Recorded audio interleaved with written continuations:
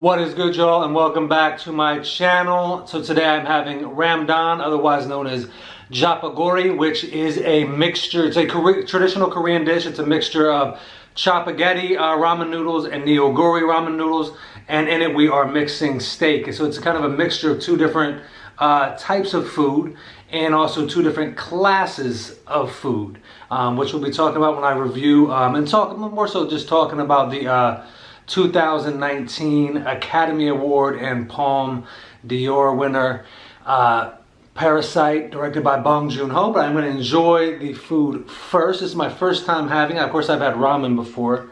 Now, I know I do not know how to use... Should I? Well, I don't even want to know why I'm embarrassing myself.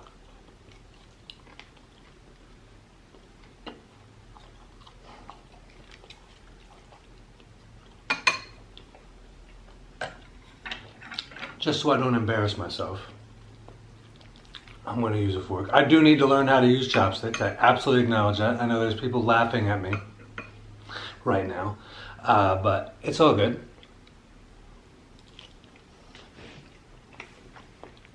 So the Jjapaguri is very spicy, and the Jjapaguri is not, but it's a nice balance. It's a very good balance.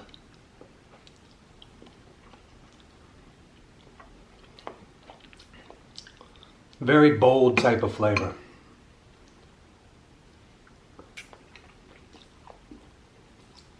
I love it. That was good. There's just enough little spice in there to make it good. Get a little piece of the steak. So steak's probably about medium, I would guess.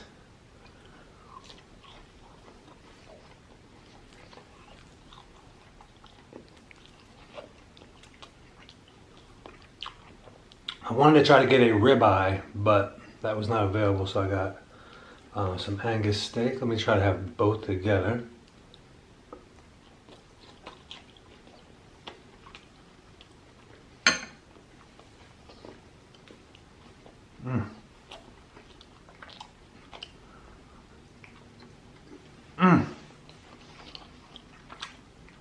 Together is where it's at.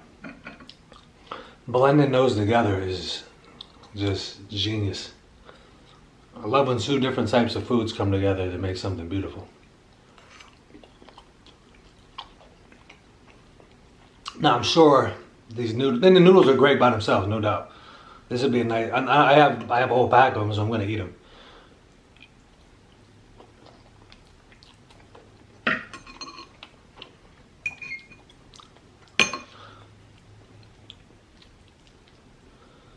Ooh.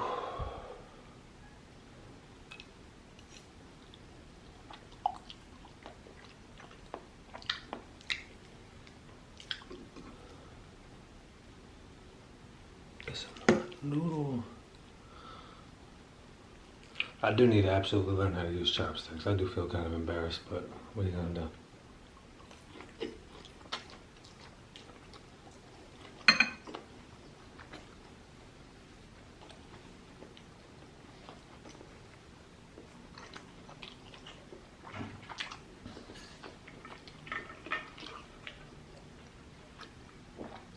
Blending those together. The tenderness of a nice steak with some like nice, like the I could tell, I think it's the Jjapaguri where like it has like a more of a bold strong flavor, and then you have it offset with a spice.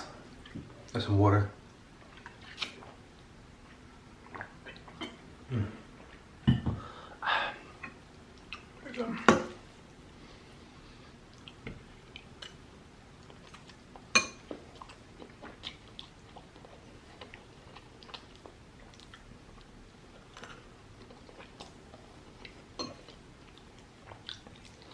Yeah, so the movie I'll be talking about today is one of my favorite movies of all time. I would definitely put it in my top 25 just off the top of my head. Probably higher than that. But one of the best, probably 5 movies of the last 10 years. Easy. Top 5.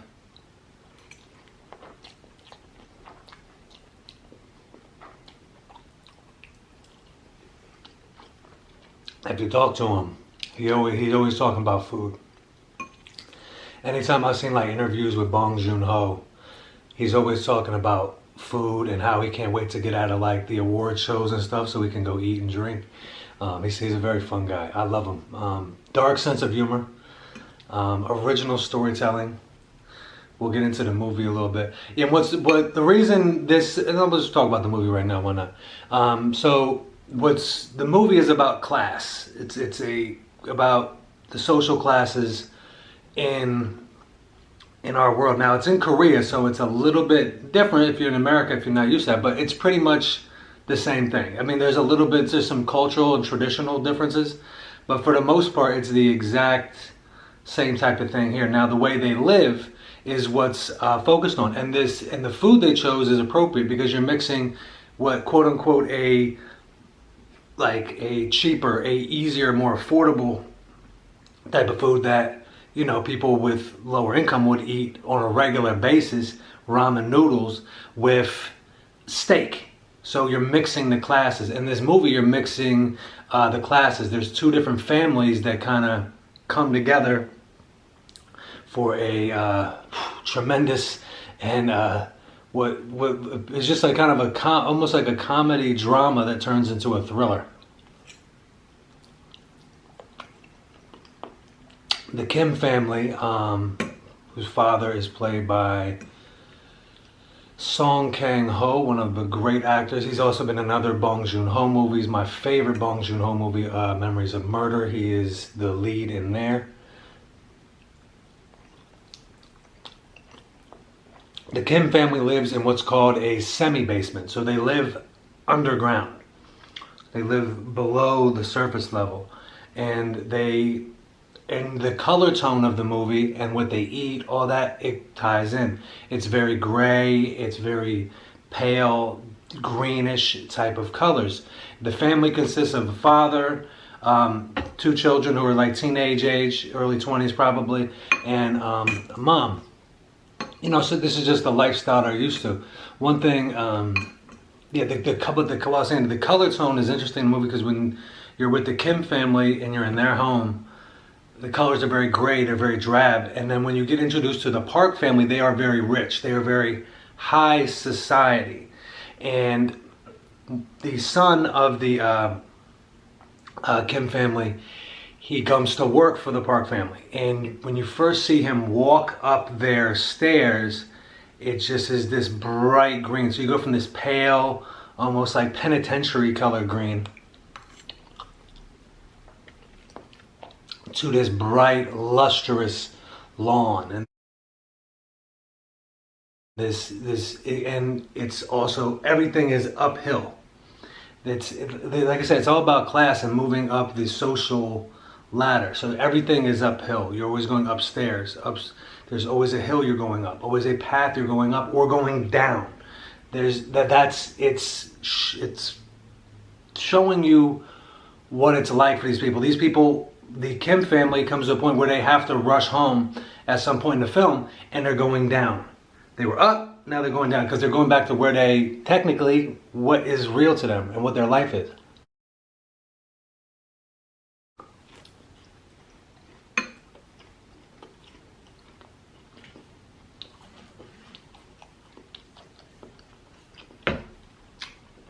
The movie is called Parasite because pretty much everybody in the movie is a parasite. Like I said, you have these 2 families. I described the Kim family. The Park family is a father, His name is Dong Eek, but he goes by Nathan. There's a lot of American references. They very much pride themselves on anything they know about America. Like America is like a high level to them. So he goes by Nathan, which is, that's some people. I've always wondered that with kids I went to school with, and they came from other countries, whether it be like India or they came from an Asian country, and they come here. Some of them keep their traditional name, and some of them change their name to a more American name. I always wondered why you would make either decision, whether to keep your name or to go to the other one. Is it easier to adapt? Just something I've always been curious about. So this movie played on that. The father has a high level job, like a tech company, computer level type of job, like architect. He's super duper rich. The house is beautiful in this movie. The house that they live in, the Park house, is gorgeous, absolutely gorgeous.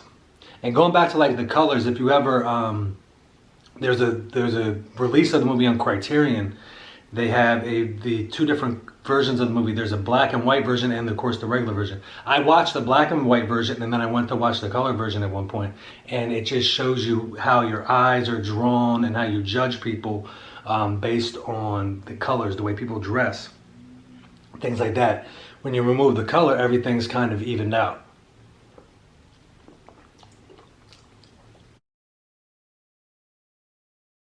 But yeah, the Park family, we got the father, mother.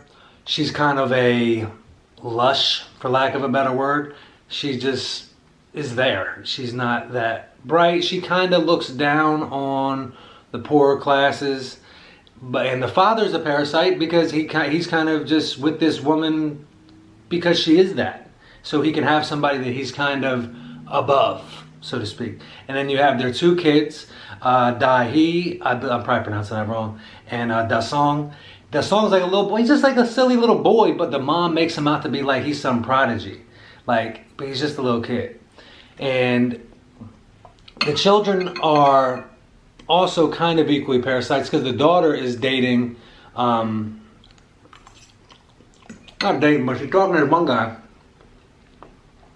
He gets his friend a job, and then his friend starts talking to her. So she's like playing both sides type of thing. But you go to the Kim family. Their son gets a job at the Park family house. Now that should have been enough for a family that doesn't really have anything. That should have been enough, but it wasn't. They kept trying to infiltrate the family more and more. I don't want to give too much away. This is a movie you do not want to know any spoilers for. And let's just say they overstep their bounds. The movie is beautifully shot. As I mentioned, the house looks great. All the color tones are great. All the acting is great. There's a housekeeper in there. There's twists. There's turns. There's twists upon the twists. Turns into a thriller at the end. The way he uses color in the movie. The way he uses where you live going downhill, uphill, rain, water. Everything trickles down. Everything goes downhill, and no matter what, you can kind of think that you moved up in the world, but you're always going to be shown what you actually are, and it's a hard day when you have to deal with that reality unless you've accepted what you are. Beautiful, excellently acted. As I mentioned,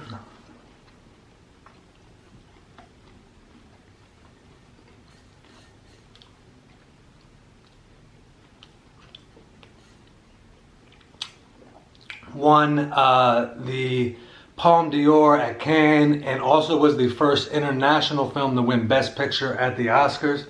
Absolutely well deserving. I didn't think it would happen. The Oscars finally did the right thing and did that.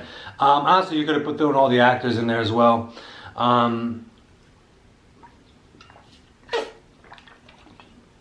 The actresses especially, playing the moms were great. The daughters, everybody was. The daughter in the movie, she goes by Jessica in the movie.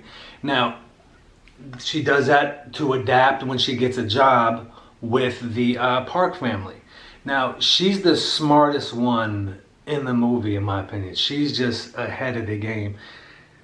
She's great at forging documents, turning on a personality, being fake, very manipulative, very much a snake, and they're just very, you know, if I was a victim of her, like her manipulation, I wouldn't like her. But as a viewer of the movie, you gotta respect her. She's always knows how to move. She just does what she has to do to get by.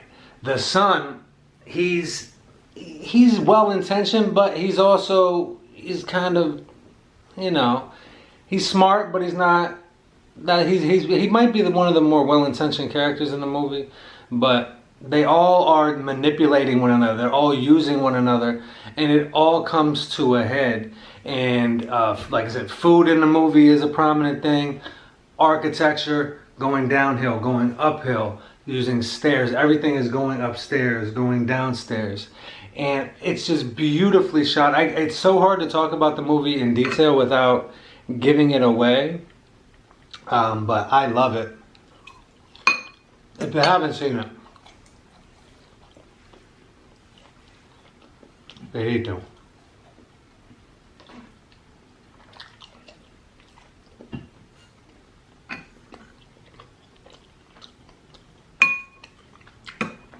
One of the best movies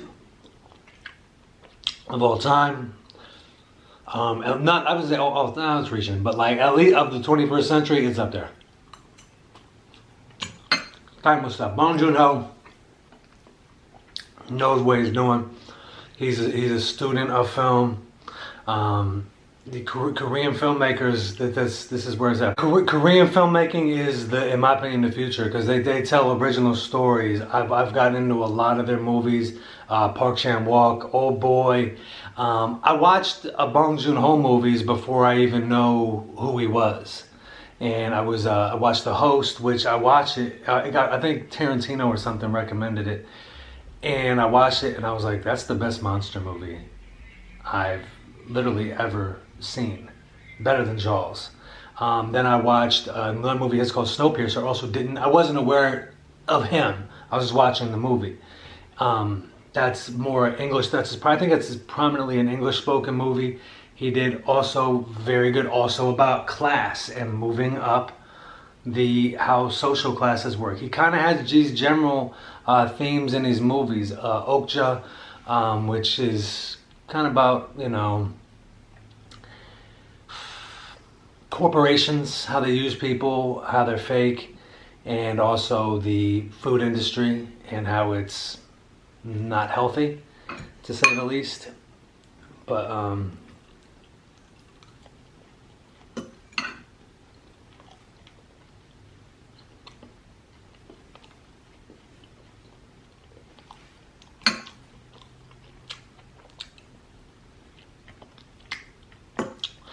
yeah, if you haven't seen Parasite, check it out. Again, it's about social class. It's about, you know, knowing your place and being accepting of your place and being accepting of what you already have. Again, the Kim family doesn't have anything. They get a little bit of something and it's not enough. They need more. They overstay their welcome in the film. They kind of don't know their place not that they don't know their place, it's just that they move up a little bit and it's not enough, but because they're chasing something. And the people who have the money and have the class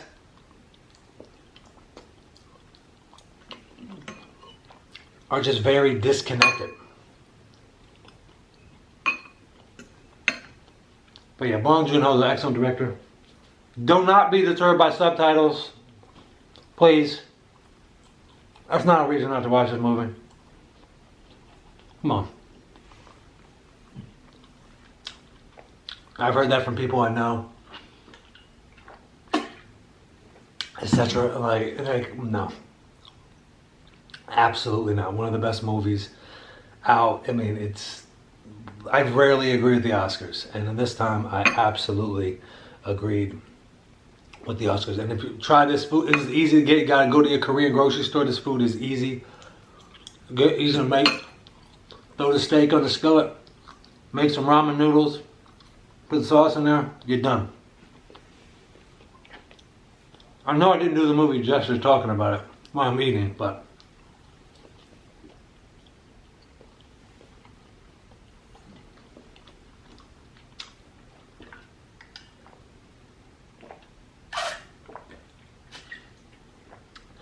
beautiful movie. Yeah, I would absolutely recommend it. Renting it, watching it on Amazon, whatever, and checking out. If you've already seen it, I recommend getting the Criterion Blu-ray. As I mentioned, it has the movie in black and white and color, and it's really cool watching both of those side by side. You can also get the director's commentary from Bong Joon-ho, which is really cool. He's a funny guy. He's one of like those people I can hang out with. You know, he's got a great sense of humor. He's a cinephile, loves movies. Grew up on like a lot of American movies, Martin Scorsese, all that stuff. He respects the art form, and he respects original filmmaking, original storytelling. And none of his movies are sequels, and none of his movies will be sequelized, which says a lot.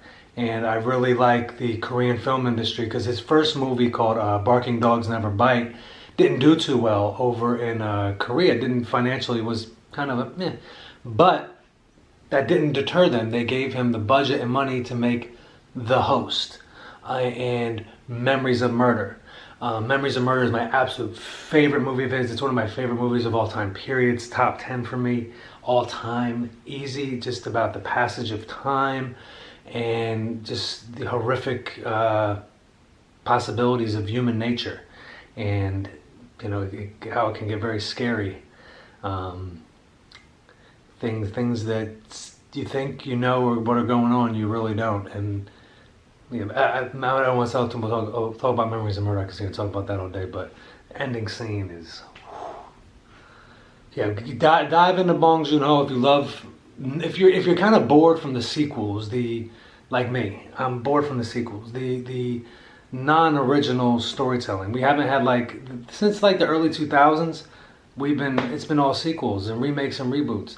But Bong Joon-ho and the Korean film industry respects original filmmaking. I hope that's Hollywood at least takes notice of that and kind of decides to put profit to the side and starts to focus on new and original ideas. It would be a beautiful thing. I would love it. Parasite, one of the great movies. Bong Joon-ho, thank you for making that. And he has. Hope he has many more movies left in him. I'll always support him. Thank you guys for joining me today. I greatly appreciate your time. Y'all take care, be well, and have a great day.